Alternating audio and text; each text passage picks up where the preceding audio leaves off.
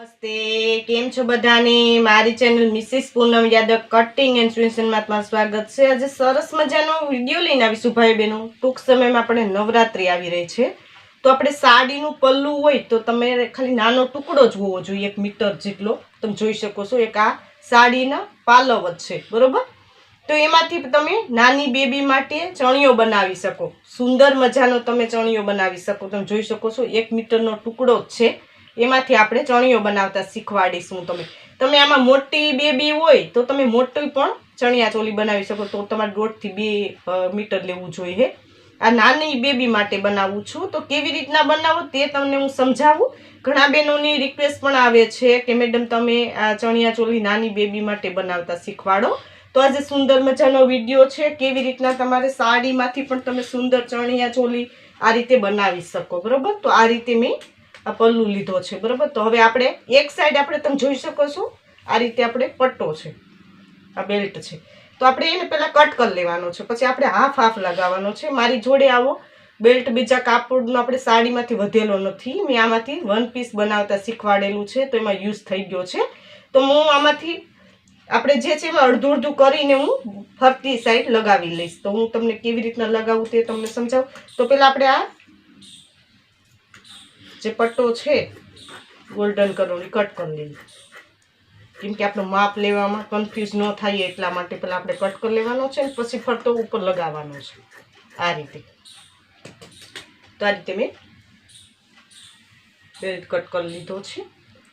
હવે જે આ કાપડ છે એને આ રીતે રાખી દેવું। તો પહેલા આપણે આ ચપટી વાળો બનાવવાનો છે, બરાબર। તો ચપટી વાળો તમે 2 રીતે બનાવી શકો, એમાં તો 3 રીતે બની શકે। આપણે સિમ્પલ ચપટી વાળો બનાવવાનો છે આ રીતે। તો હું તમને પહેલા બેલ્ટ બનાવતા શીખવાડું, પછી તમને હું કહું કે કેટલું તમારે કાપડ લેવાનું છે, એના માટે લંબાઈ ને પહોળાઈ ને આપણે ગેધરિંગ કરીને પણ બનાવી શકીએ। તેનો પણ મેં મોટી બહેનો માટે ચણિયા ચોલીનો ચણિયો બનાવતા શીખવાડેલો છે કે ગેધરિંગ કેમ કરવું। નો તમને સમજાય તો હું તમને થોડું ટ્રાય કરીને પણ બતાવીશ નેક્સ્ટ વિડીયોમાં કે ગેધરિંગ કેવી રીતનો, સિમ્પલ ને બોક્સ વાળી, એવી 3 રીતે તમે 3 થી 4 રીતે ચણિયા ચોલી બનાવી શકો, બરોબર।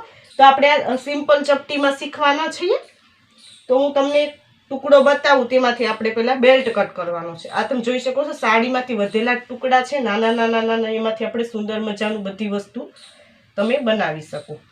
તો આ એક વખત કાપડ ગળીમાં છે, બરોબર, એને આ રીતે આપણે ફોલ્ડ કરી લેવાનું છે આ રીતે। આ 4 પાર્ટ હોવા જોઈએ, તમે જોઈ શકો છો। હવે આપણે કમરનો ચોથો ભાગ લેવાનો છે।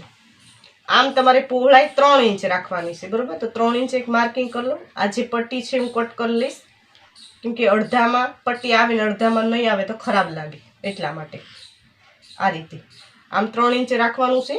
ને હવે કમરનો આપણે ચોથો ભાગ લેવાનો છે। તમારી બેબીની ફરતી કમર તમારે માપવાની છે, ને પછી એનો ચોથો ભાગ કરવાનો છે। તો મારે 24 ની કમર છે, એનો ચોથો ભાગ 6 થાય, બરોબર। ને 2 ઇંચનું આપણે લૂઝિંગ આપીએ, એટલે 8 ઇંચ આ રીતે 8 ઇંચ માર્કિંગ કરી લઈએ, ને આ રીતે આપણે બેલ્ટ કટ કરી લઈએ। 2 થી 3 ઇંચ તમે લૂઝિંગ કરી શકો, તમારી પસંદગી ઉપર છે। થોડુંક લૂઝિંગ વધારે જોતું હોય તો પણ વધારે પણ તમે કરી શકો, બરોબર। તો 3 થી 4 ઇંચ લઈ લે। એકદમ પતલી બેબી હોય તો તમારી 2 ઇંચનું લૂઝિંગ દઈ શકો આ રીતે।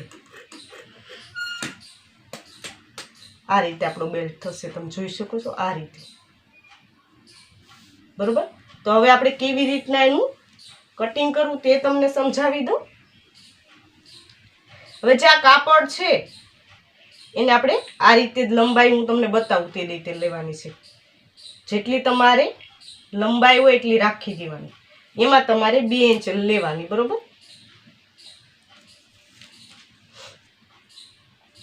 આ રીતે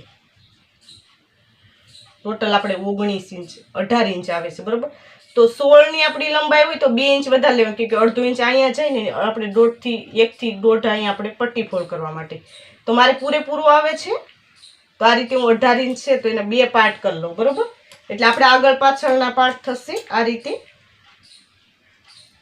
આ રીતે આપણે ખાલી ટુકડા જ કરી લેવાના છે, એક સરખું કાપડ રાખીને।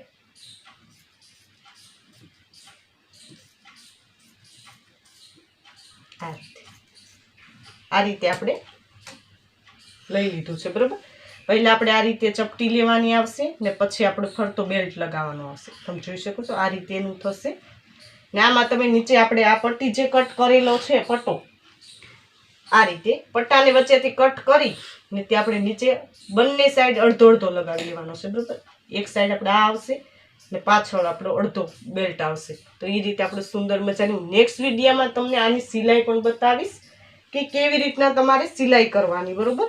તો તમને આ વિડીયો કેવો લાગ્યો તમે કોમેન્ટ બોક્સમાં જરૂર કોમેન્ટ કરજો. આમાં તમે લંબાઈમાં વધઘટ કરી શકો છો, મેથડ એક જ રહેશે. પહોળાઈમાં પણ તમે વધઘટ કરી શકો. વધારે કાપડ હોય તો તમે વધારે પણ પહોળાઈ રાખી શકો છો. ટૂંકમાં આપણે કમરનો ચોથો ભાગને લૂઝિંગ 2 થી 3 ઇંચ ઉમેરવી. એ બેલ્ટ ઉપર જ આપણી ચપટી થશે. એમાં વધારે કાપડ હશે તો વધારે ચપટી આવશે, ને ઓછું કાપડ હશે તો ઓછું. તમને સમજાઈ ગયું છે? જો ન સમજાય તો કોમેન્ટ બોક્સમાં જરૂર કોમેન્ટ કરજો. ને આ રીતે મેં ઓનલાઈન ફરમા દેવાનું સ્ટાર્ટ કરેલું છે ભાઈઓ બહેનો. તો મેં નીચે વોટ્સઅપ નંબર આપેલા છે, તેમાં કોલ કરીને બધી તમે માહિતી મેળવી શકો છો.